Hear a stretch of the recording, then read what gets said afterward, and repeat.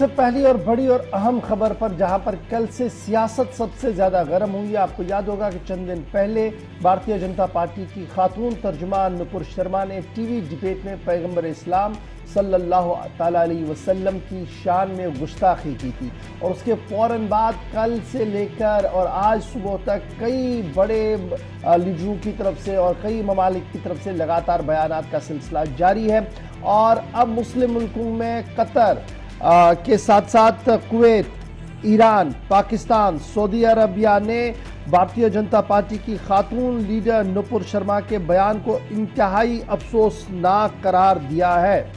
पैगंबर इस्लाम की तौहीन का मामला, सऊदी हुकूमत की जानिब से बीजेपी लीडर की शदीद मजम्मत की गई है और वजारत खारजा ने इतवार रात बयान जारी करते हुए साफ कर दिया कि हिंदुस्तान की हुक्मरान जमात भारतीय जनता पार्टी के तर्जुमान के बयान की शदीद मजम्मत करती है, जिसमें पैगंबर इस्लाम हज़रत मोहम्मद सल्लल्लाहु अलैहि वसल्लम की तौहीन कर दी गई है।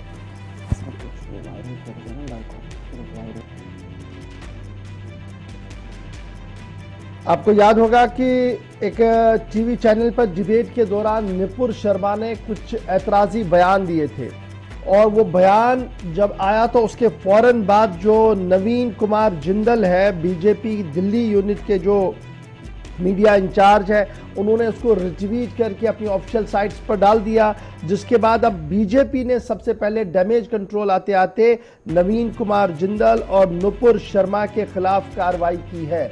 नुपुर को जहां पार्टी के ऑफिशियल स्पोक्स पर्सन से हटा दिया गया है, वहीं पर नवीन कुमार जिंदल को एक्सपेल कर दिया गया है। इस तरीके की बात रात देर गए बीजेपी के क्वार्टर्स ने क्लियर कर दी है। जहां मुस्लिम दुनिया के अंदर ये जबरदस्त मामला इस वक्त उभर कर सामने आ रहा है। Iran, Kuwait, Qatar, Pakistan, Saudi Arabia समेत कई दीगर मुल्कों ने इस पूरे मामले पर अपनी बरहमी का इजहार किया, सफीरों को तलब किया, एहतजाज दर्ज करवाया। वहीं पर भारत सरकार ने भी रात देर गए अपनी बीजेपी ने वजाहती बयान जारी करते हुए खुद को इस कंट्रोवर्सी से अलग रहने की कोशिश की है। और खुद उन्होंने क्या कहा, उन्होंने कहा कि सभी मजहबों के लिए हम यकसा तरक्की और यकसा इतिहाद और यकसा आज़ादी के हामिल हैं और किसी भी तरीके से जो मुतनाज़ा बयान दिया गया है इसे बीजेपी एंडोर्स नहीं करती है, इसलिए कार्रवाई की गई है। लेकिन ये कार्रवाई थोड़ा सा लेट हुई क्योंकि जब अरब दुनिया में आवाज़ उठी बाइकॉट की, ये बड़ा सवाल था कि जब रिलेशनशिप बिगड़ना शुरू हुई और इसका असर फॉरेन ऑफिस तक आ गया, उसके बाद बीजेपी ने कहीं ना कहीं कार्रवाई जो है नुपुर के खिलाफ भी की और नवीन जिंदल के खिलाफ भी की है। बाइकॉट की कालें जो है और बाइकॉट के ट्विटर और वीडियो पर जो मैसेज हैं वो काफ़ी ज़्यादा कल से ट्रेंड कर रहे हैं।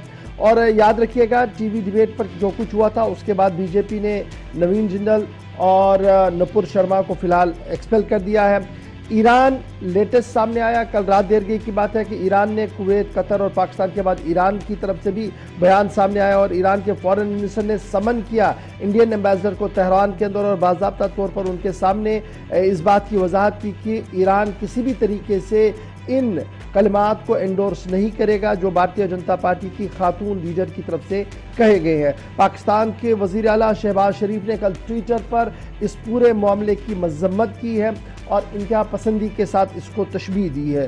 कतर के फॉरेन ऑफिस ने भी समन किया इंडियन एम्बेसडर को और ऑफिशियल हैंडआउट उनके हाथ में थमा दिया और कहा कि हम टोटली इसको रिजेक्ट करते हैं और अगर आप इस पर कार्रवाई नहीं करते हैं तो कतर और भारत के हालात, तिजारती हालात बेहतर नहीं रह सकते हैं। कुवैत ने भी इसी तरीके की सूरत हाल इख्तियार की, वहाँ पर एम्बेसडर जो है उन्हें तलब किया और इस तरीके से मामला जो है वो चलता रहा है। अब जब नुपुर शर्मा की बात करते हैं तो ये खातून लीडर है नुपुर शर्मा और नुपुर शर्मा ने रात देर गए जो है वो बयान जारी किया, जिसके बाद उन्होंने अपने बयान की वजाहत की, कहा कि जिस तरीके से टीवी डिबेट्स पर भगवानों की तौहीन होती है और हम अक्सर सुनते आ रहे थे, जब हमने रिप्लाई किया है उसको आउटराइटली अलग अंदाज में देखा गया। दरअसल ये जज्बात थे, मैं अपने अल्फाज को वापस ले रहा हूँ। यानी एक पैरा में उन्होंने उस पूरे मामले की वजाहत की क्यों वो कर रही थी और दूसरे पैरा में उन्होंने अपने अल्फाज को वापस लेने की बात भी कही है। नुपुर का यह भी मानना है कि उन्हें लगातार धमकियां मिल रही हैं और उनकी जान और उनकी अहल खाना को बहुत ज़्यादा खतरा है। ये नुपुर की बात है। अब इससे पहले आसिफ आपको मजीद अपडेट करें, इसमें कल से सियासत भी शुरू हो गई है और नुपुर शर्मा के खिलाफ बीजेपी की कार्रवाई पर उमर अब्दुल्ला ने भी कल अपने ट्विटर पर ट्वीट किए हैं और बीजेपी की अचानक कार्रवाई दरअसल बैनुल-अक़वामी रद्द-ए-अमल जो है, यानी इंटरनेशनल फोरम पर जो रद्द-ए-अमल है, उसका असर नुपुर के खिलाफ देखने को मिला। यह उमर अब्दुल्ला का मानना है, उन्होंने भी कल ट्वीट किया है। और क्या कुछ मजीद इसमें खबर है, क्योंकि ये बड़ी खबर डेवलप हो रही है, क्योंकि पैगंबर इस्लाम हजरत मोहम्मद सल्लल्लाहु अलैहि वसल्लम की शान में जो गुस्ताखी की गई थी टीवी चैनल पर, और अभी तक भी उन पैनलिस्ट और उन चैनल्स के खिलाफ वजारत इंफॉर्मेशन और ब्रॉडकास्टिंग की तरफ से कोई नोटिस नहीं गया है, जो हमारी नोटिस में है। लेकिन फिलहाल आउटराइट जो अभी सामने आ रहा है जी, इसका रिफ्लेक्शन जो है अरब दुनिया के अंदर, वो आपके सामने। मजीद क्या कुछ डिटेल्स है आपको? बिल्कुल, जो मगरबी ममालिक हैं और बिलखुसूस जो अरब ममालिक हैं, उनकी तरफ से अब ये भी कहा जा रहा है कि हिंदुस्तान की तरफ से बिलखुसूस जो बीजेपी की तर्जुमान की तरफ से किया गया, एक कौमी तर्जुमान है और वज़ीर आज़म या फिर वज़ीर दाखिला के बहुत करीब है, तो पब्लिक अपॉलॉजी होनी चाहिए, यानी अवाम के सामने आकर माफ़ी मांगनी चाहिए पार्टी को। इस तरह जो नाज़िबा कलिमात का अल्फाज टीवी डिबेट्स के दौरान किया जा रहा है, इस पर यह पहला मौका नहीं है, इससे पहले भी कई ऐसे बयान आए। ये हवाला मुख्तलिफ ममालिक की तरफ से दिया जा रहा है। अब जो तस्वीरें आपको हम एक साथ बता रहे हैं, इनमें पॉलिटिकल रिएक्शंस भी हमने देखा कि मुल्क के मुख्तलिफ हिस्सों से, एक तरफ कांग्रेस लीडरान भी मुसलसल ये कह रहे हैं कि बीजेपी को मुल्क के मुसलमानों की नहीं बल्कि तिजारत की फिक्र थी। जब उसे बाहरी दबाव का सामना करना पड़ा, महसूस हुआ, उसके बाद उसने ये कार्रवाई यकीनी समझी। इधर जम्मू कश्मीर से नेशनल कॉन्फ्रेंस के सदर उमर अब्दुल्ला की तरफ से ट्वीट आया, वो भी आपकी स्क्रीन पर हम दिखा रहे हैं। उनकी तरफ से भी इसकी शदीद अल्फाज में मजम्मत की गई, कई उलमा इकराम की जानिब से, आइमा मसाजिद की जानिब से, और न सिर्फ हिंदुस्तान बल्कि दुनिया भर से इस वक्त इस पर रद्द-ए-अमल सामने आ रहा है। वहीं साथ ही ये भी, जहां पर पब्लिक अपॉलॉजी होनी चाहिए बीजेपी की तरफ से ये मांग की जा रही है, तो ये भी बताएं कि दोहा से भी, कतर से भी, कुवैत से भी हमने देखा कि मुसलसल भारत के जो सफीर हैं, जब उनको तलब किया गया तो उसके बाद दो अलग अलग बयानात सामने आए। कतर और कुवैत के बाद ईरान ऐसा तीसरा मुल्क बना जब सफीर को तलब किया गया। उसके बाद सख्त रद्द-ए-अमल इस्लामी ताउन तंजीम का आया, जिस पर वजाहतन जो बयान भारत की तरफ से दिए गए, जो सफीर बैरून मुल्क काम कर रहे हैं उनकी तरफ से बयान जारी किए गए, उसमें वो जाती तौर पर मिले हैं, मामले में मुदाखलत की है उन ममालिक के साथ जहां पर पाबंदियों की बात की जा रही थी।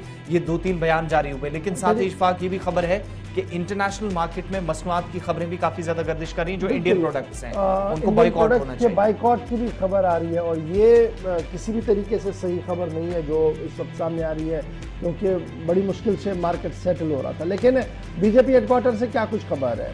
चिट्ठी लिखी गई है ओम पाठक, जो मेंबर सेक्रेटरी है सेंट्रल डिसिप्लिनरी कमेटी के बीजेपी के, उनकी तरफ से एक चिट्ठी लिखी गई है नुपुर शर्मा को। उसका मतन मैं आपको बताता हूं। You have expressive views to the parties position on various matters